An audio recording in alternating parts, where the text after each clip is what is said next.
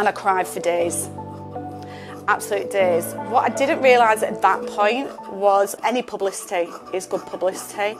So we're all about empowering women, just feeling good, looking good, and you know that you can go out in your outfit and it's made to measure. That's the difference. I was what the industry calls disproportionate. I had humongous boobs. So I had to have a breast reduction 25 years ago.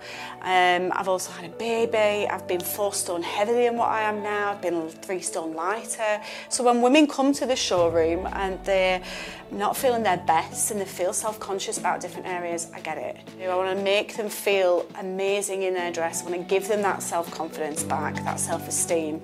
And I want them to come out and be like, oh wow, yes, I feel like me at my best.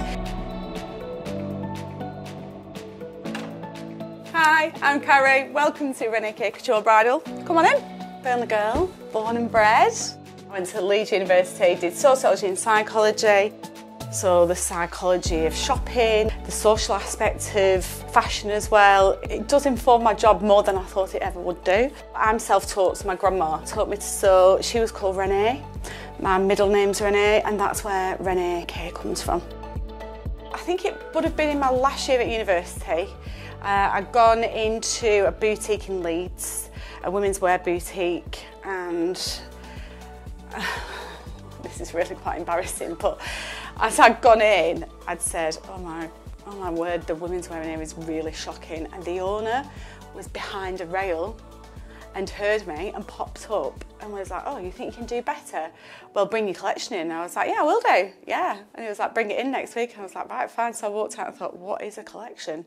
I've no idea. So I literally had 50 quid to my name. Went on Leeds Market, B&M Fabrics, Bob and Margaret, who I still use now, they're amazing. Went and spent £50 on fabric, made 30 horrendous outfits, really quite early 2000s. He'd ordered maybe 35 to 40 bits from this collection. They sold out in a week. Then the week after he ordered the same. So fast track into a year, I was stocking 10 independent boutiques, mainly around Leeds and surrounding areas. And then 2 years it was 20, 3 years it was 32. We had a boutique that we stocked in Australia, one in Japan. It just went absolutely catastrophic, and it was just literally me sewing in my spare room trying to make all this product. Then when the recession hit, and I thought, oh, I don't know if I want to do this anymore. So then I started my own sewing school, and that was called Stitch and Bitch, because I wanted it to be sewing and kind of like coffee and, you know, more social aspect to it rather than just paperwork driven. So I wanted people to be going out of my classes with a skirt, with a top that they made in 3 hours. I had a shop on Standish Street in the centre of Burnley. We had a little 50s tea room downstairs, vintage shop, the sewing courses. I had alterations. I spread myself far too thin. And then, to be completely honest, that more or less bankrupted me. I thought, well, what am I going to do now? And then somebody had said, have you heard of this thing called Instagram? You can take pictures of what you sell and then you can like sell it online. I was like, what? See if I can take some pictures of me in a mirror with some bits that I'd made. Some girls from a reality TV show had seen some of my work and said, can you dress us for it? It was like the NTAs. Reality TV stars, they went on the red carpet and they got absolutely slated. Like you wouldn't believe. Really, really bad, like really slated. I was gutted, really, really gutted. And I cried for days, absolute days. What I didn't realise at that point was any publicity is good publicity. And I was inundated with emails, so I had about 300 emails within a couple of days of all these magazines coming out. And what I also didn't realise was it's not actually the designs, because some of those designs we still make, and they go out to celebrities, they go on red carpets and they get wonderful reviews.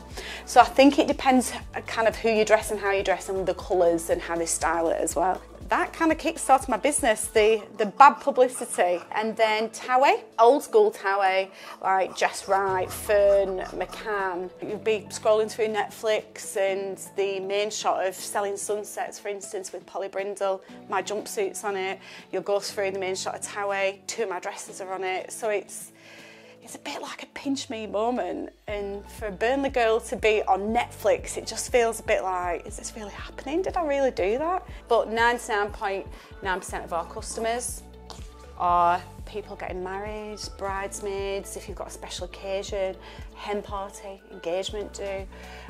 That's who we concentrate our efforts on.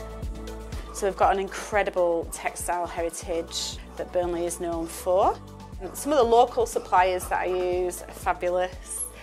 John Spencer, we've got Oddie's Textiles in Colne, Emmanuel's in Burnley as well. I think it's just great having everything on your doorstep. We try and be as inclusive as possible, so we've got sizes 2 to 24. We're looking at going even bigger. We need to practice and sample. This is one of our best sellers. This is the Harlow dress in this beautiful forest green colour. We have also dressed Paralympians in the past as well. So we've got Lauren Steadman that wore the Mia and the Madison skirt. We've got Gemma Collins. What our die-hard fans will know some of these styles. So we've got the Madison skirt that Gemma Collins wore for the NTAs. We're also going to be doing RuPaul's drag show world tour. We are also known for our evening wedding dresses. We're not like a traditional bones, corseted, cupped, big dresses. So if you're getting married on a beach or cool, edgy, kind of evening wedding vibes, this is what we're known for.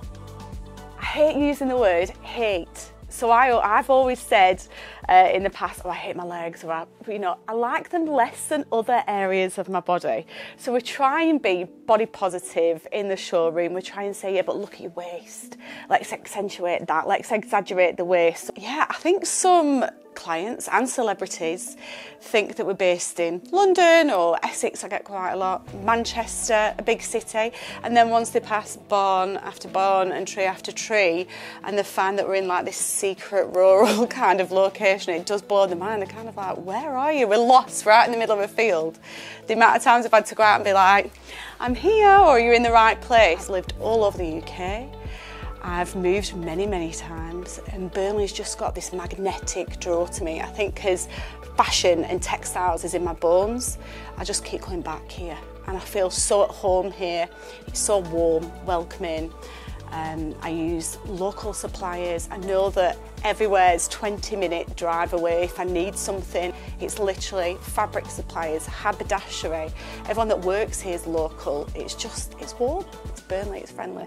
If there's one kind of word or phrase that sums people up from Burnley, it's got to be gritty. We have a grit that other places just don't have.